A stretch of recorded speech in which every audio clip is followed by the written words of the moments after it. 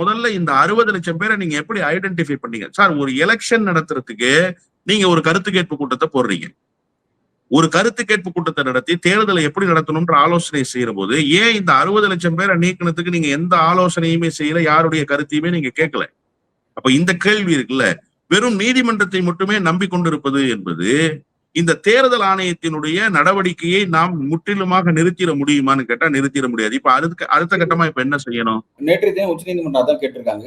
நீங்க உங்களுக்கு அதிகாரம் இருக்கு, யாரை நீக்கணும் யாரை சேர்க்கணுன்ற அதிகாரம் இருக்கு. ஆனா அந்த அதிகாரம் எப்படி இருக்குன்ற ஒரு சிஸ்டம் இருக்குது.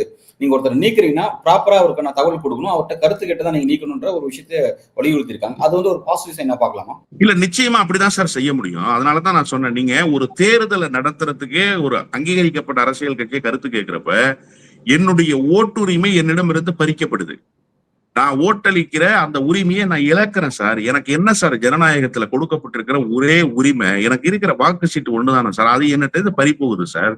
அப்ப எனக்கு அது தெரியாமலே நடக்குது. ஒருவேளை தவறுகள் நடந்திருக்கலாம், நான் தவறான வாக்காளராக கூட இருந்திருக்கலாம், என்கிட்ட சொல்லணும்ல.